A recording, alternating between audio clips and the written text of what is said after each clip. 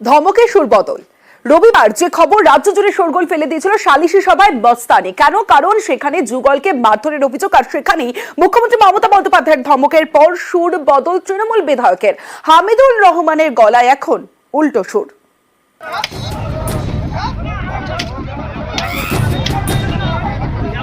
আরে এটা তো অন্যায়, আমরা সবাই বলছি রে ভাই। আর অন্যায় তো মেয়েটাও করেছে না, নিজের স্বামী নিজের ছেলে মেয়ে বাদ দিয়ে ও দুশ্চরিত্রবান হয়েছে। আমি মহিলার চরিত্র নিয়ে আমি প্রশ্ন করিনি, যেটা লোকের চোখে পড়েছে সেটাই। সালিশি সভা বসিয়ে মস্তানি, যুগলকে রাস্তায় ফেলে বেধড়ক মারধর। রবিবার উত্তর দিনাজপুরের চোপড়ার এই ঘটনায় রাজ্য জুড়ে জোর শোরগোল। যে মারছে তার নাম তাজিমুল ইসলাম ওরফে জেসিবি। চোপড়ার তৃণমূল বিধায়ক হামিদুল রহমানের ঘনিষ্ঠ বলে পরিচিত। চোপড়ার ভিডিও প্রকাশ্যে আসার পর এই জেসিবির হয়েই সওয়াল করেন তৃণমূল বিধায়ক। মহিলাটাও তো কমপ্লেন করেনি, কিন্তু আপনারা বেশি বেশি খুঁজাই বেড়াচ্ছেন। কারণ মহিলাটা স্বামী ছাড়া অসামাজিক কাজ করেছিল। অসামাজিক কাজে গ্রাম্য সালিসি বৈঠক বসেছিল। গ্রাম্য বৈঠকে যা হয়ে আমাদের এই অনুপাতে একটা বিচার আচার করেছে। আক্রান্ত মহিলার চরিত্র নিয়েও চোপড়ার তৃণমূল বিধায়ক কি বলেছিলেন শুনুন। আরে এটা তো অন্যায়, আমরা সবাই বলছি রে ভাই। আর অন্যায় তো মেয়েটাও করেছে না, নিজের স্বামী নিজের ছেলে মেয়ে বাদ দিয়ে ও দুশ্চরিত্রবান হয়েছে। এ নিয়ে সমালোচনার ঝড় ওঠে। চোপড়ার ঘটনায় অত্যন্ত ক্ষুব্ধ মুখ্যমন্ত্রী। বিধায়ককে ফোন করে কড়া ব্যবস্থা নেওয়ার নির্দেশ দেন তিনি। এলাকার ব্যাপার নিয়ে জিজ্ঞাসা করছিল, পিসফুলি রাখো যাতে কি ঝামেলা না হয়। যা ঘটনা আছে আইন দেখতেছে, আইনের কাজ করুন। চোপড়ার বিধায়ক হামিদুল রহমানকে শোকজ করেছে তৃণমূল। এর 24 ঘন্টার মধ্যেই তার সুর বদল। মহিলার অসম্মান হয়েছে, তার জন্য আমি দুঃখ প্রকাশ করেছি আপনাদের রিপোর্টে। অসম্মান ছিল না, অন্যায় হয়েছে, এটা অন্যায় বলেছে। আর জিসিবির শাস্তি হওয়া উচিত। আরো আসামি ধরেছে, ওর সঙ্গে যারা জড়িত আছে সবাইকে পুলিশকে ফোন করে বলা হয়েছে, সেই দিনেই তুলে দেওয়া হয়েছে। আমি মহিলার চরিত্র নিয়ে আমি প্রশ্ন করিনি, যেটা লোকের চোখে পড়েছে সেটাই। এদিকে জেসিবির ছায়াসঙ্গী গির আলমের দুটি ছবি ভাইরাল হয়েছে। এর কোনোটিরই সত্যতা নিউজ 18 বাংলা যাচাই করেনি। একটি ছবিতে দেখা যাচ্ছে গিরের হাতে দুটি বন্দুক, আরেকটিতে গির আলমকে দেখা গিয়েছে বিধায়ক হামিদুল রহমানের সঙ্গে। নিউজ 18 বাংলা।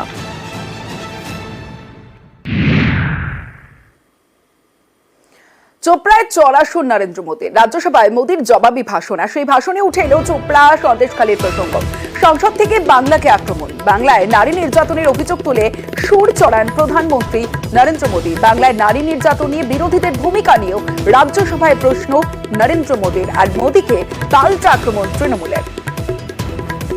महिलाओं के साथ होते अत्याचार में विपक्ष का जो सिलेक्टिव रवैया है, ये सिलेक्टिव रवैया बहुत ही चिंताजनक है। बंगाल से आई कुछ तस्वीरों को सोशल मीडिया पे वीडियो देखा, एक महिला को वहां सरेआम सड़क पर पीटा जा रहा, वो बहन चीख रही है, लेकिन वहां खड़े हुए कोई उसकी मदद के लिए नहीं आ रहा है, वीडियो बनाने में लगे हुए हैं। और जो घटना संदेशखाली में हुई, जिसकी तस्वीरें रोंगटे खड़े करने वाली है, बड़े बड़े दिग्गज मैं सुन रहा हूं कल से, इसके लिए पीड़ा उनके शब्दों में भी नहीं झलक रही है।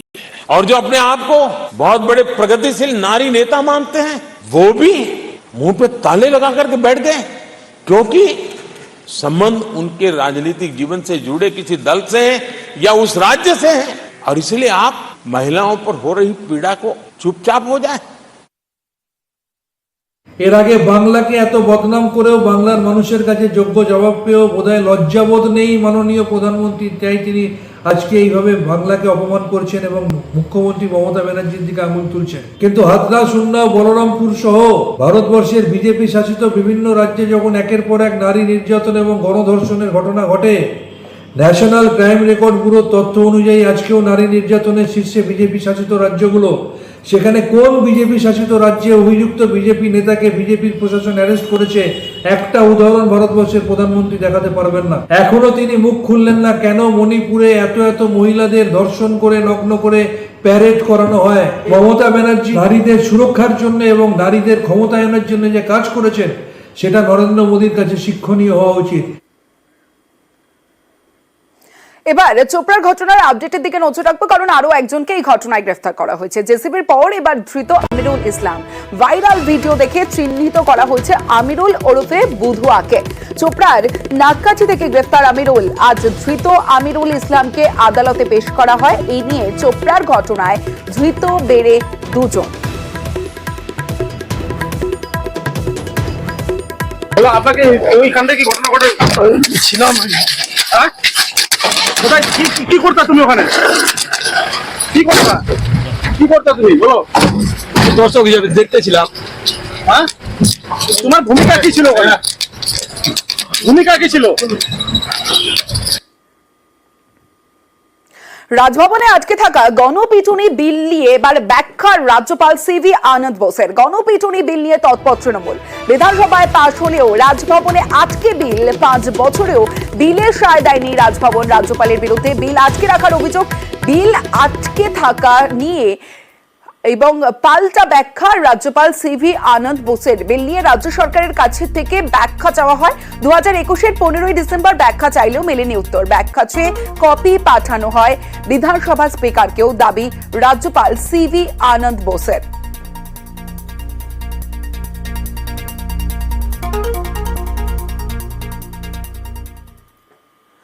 একের পর এক রাজ্যে গণপিটুনির ঘটনা। সেই গণপিটুনিতে কড়া মুখ্যমন্ত্রী মমতা বন্দ্যোপাধ্যায়। আক্রান্তদের পরিবারের পাশে রাজ্য। নিহতের পরিবারকে চাকরির ঘোষণা। রাজ্যের ভূমিকায় খুশি ঝাড়গ্রামের পরিবার। অভিযুক্তদের কড়া শাস্তির দাবি জানিয়েছেন তারা। কিছুটা হাল ফিরবে, মুখ্যমন্ত্রী গিয়ে কিছুটা দিবে আর চাকরি দিবে বলছেন, তাহলে ছেলে তো আর ফিরে আসবে না। আমার ছেলেকে যারা খুন করেছে তাদের জন্য শাস্তি দেয়নি। 2 জন ধরা পড়েছে শুনেছি, আরো তো বাকিরা আছে, তাদেরকেও যেন শাস্তি দেয়। শুনেছি যে রাজ্য সরকার কিছু দেওয়ার ব্যবস্থা করেছে, তো সে জায়গায় দাঁড়িয়ে দেখতে গেলে হয়তো সেটা নিয়ে কিছুটা পরিবার স্বাবলম্বী হলেও আমার দাদা চলে গেল, সেটা তো আর পূর্ণ হবে না। আর কোনো বোনেরা তার দাদাদেরকে না হারায়, এটার জন্য আমি মুখ্যমন্ত্রীর কাছে আবেদন করব, যারা বাইরে থেকে অবাঙালি লোকজন এসে এখানে জমি ব্যবসা চালাচ্ছে তারা যেন এটা না করে।